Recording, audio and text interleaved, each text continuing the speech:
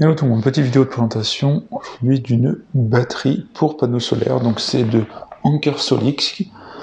Et vous pouvez voir, c'est le modèle, alors, je ne sais pas si vous voyez bien ici, c'est le Anker Solix SolarBank E1600. Donc il y a déjà eu d'autres versions depuis. Voilà, il y avait une bonne offre sur leur site, donc je me le suis procuré.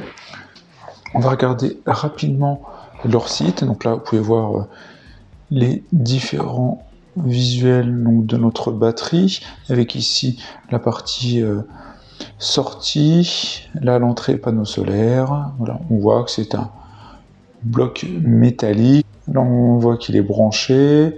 On voit ici les différents éléments des kits qui peuvent proposer également.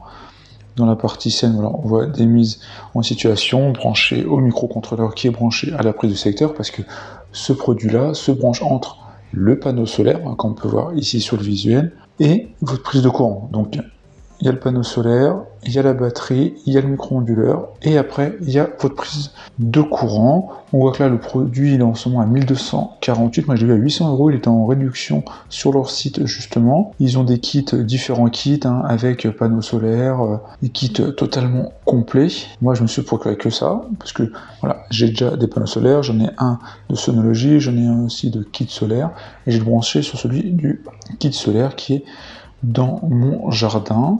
On voit les différentes caractéristiques, donc là ils mettent en avant les économies qu'on peut faire, parce que concrètement c'est tout le surplus de production, on va le stocker dans la batterie pour le diffuser dans le reste de la journée.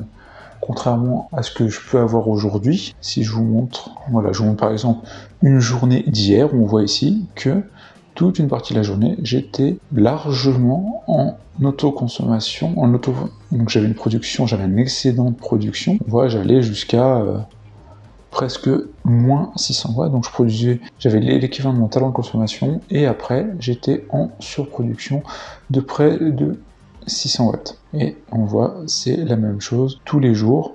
Et donc l'idée aujourd'hui, c'est pas de continuer à donner comme ça un indice surplus de consommation, mais de le stocker pour le remettre dans le réseau le soir où là je n'ai plus de production avec mes panneaux solaires.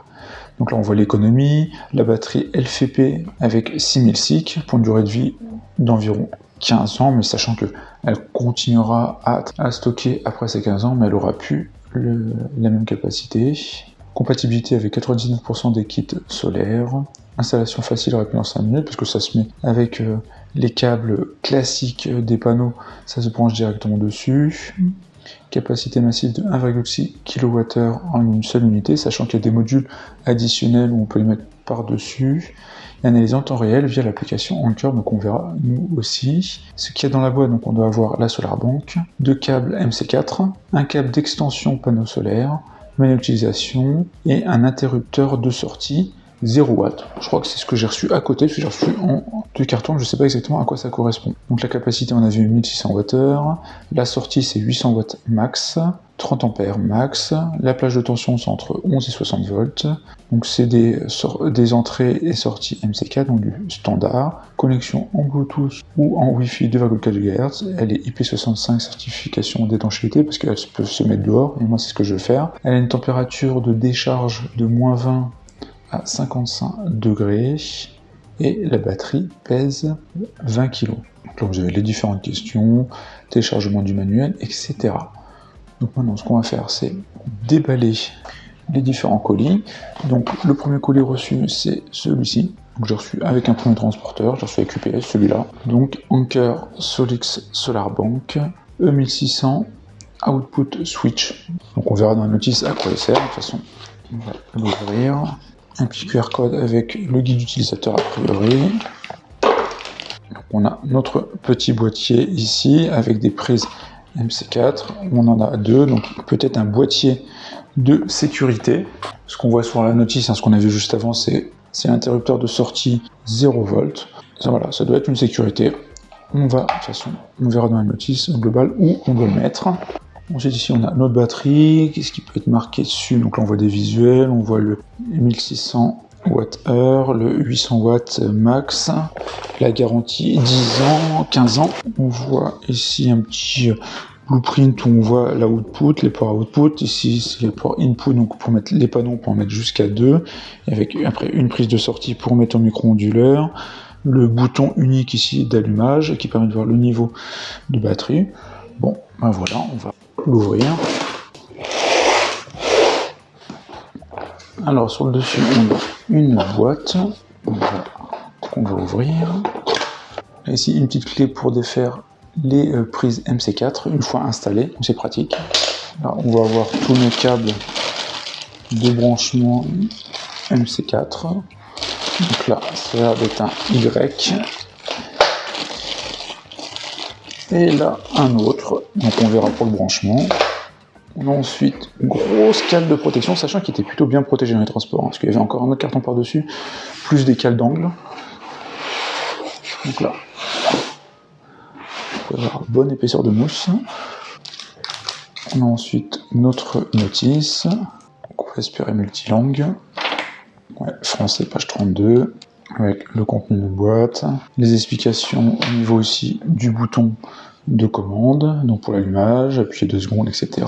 Les guides LED qui expliquent l'installation, donc on peut le mettre contre un mur à plat, donc ça va être les recommandations, ou en hauteur, le QR code pour l'application, et ici donc on va avoir notre installation, avec ici donc la sortie de la batterie SolarBank, avec les Y pour brancher au micro-onduleur ici, micro-onduleur qui sera branché à la prise de courant. Et ici on a nos 2 panneaux solaires, si on en a 2, qui sont branchés au niveau des entrées. Donc moi, par contre, il n'y en aura qu'un pour l'instant. Il explique en cascade aussi, si on en a plusieurs, la mise sous tension. Voilà, l'explication. Et là, on a notre garantie. On a ensuite au fond 2 petites boîtes avec des câbles à nouveau.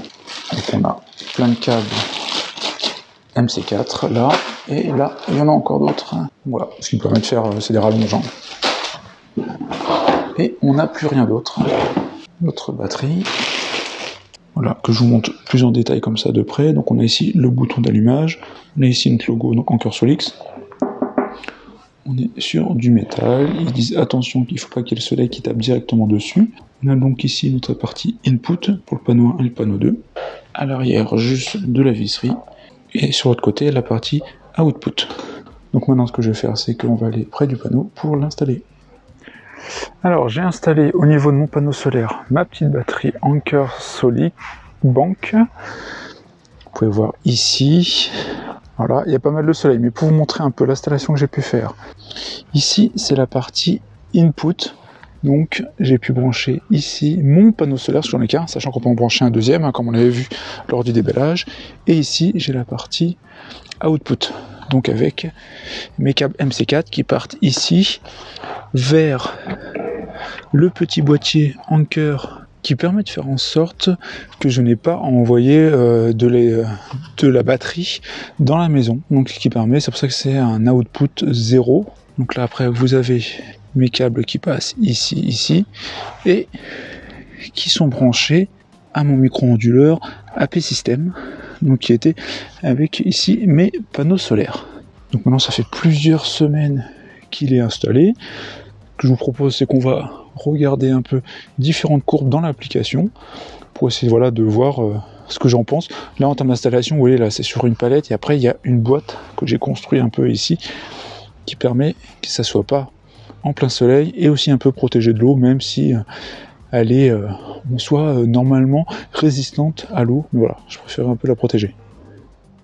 Si on regarde maintenant l'application en ce moment, donc on voit que mon panneau solaire produit 183 watts, il est 10h du matin. Il y en a 42 qui vont dans la batterie pour la recharger et 141 dans la charge familiale, donc en soit qui descendent dans la maison. Donc il y a une partie qui reste stockée dans la batterie et le reste va dans la maison. Pourquoi ? Parce qu'au niveau du paramètre de charge familiale ici, j'ai dit que de minuit à 10h30, je voulais que 150 watts aillent dans la maison. Et par contre, de 10h30 à 16h, je veux que ça soit 0. Et ce 0 là est possible via justement l'adaptateur que je vous ai montré tout à l'heure, donné par Anker.